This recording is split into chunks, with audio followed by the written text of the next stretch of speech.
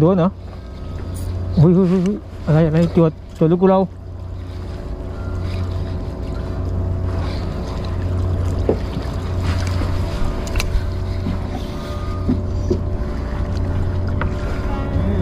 อะไร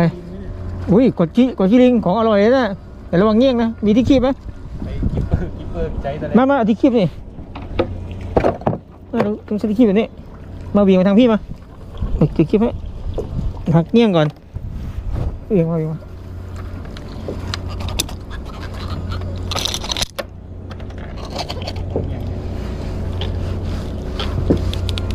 ืนไหมไม่คืนเดี๋ยวหักเงี้ยงก่อนไม่ได้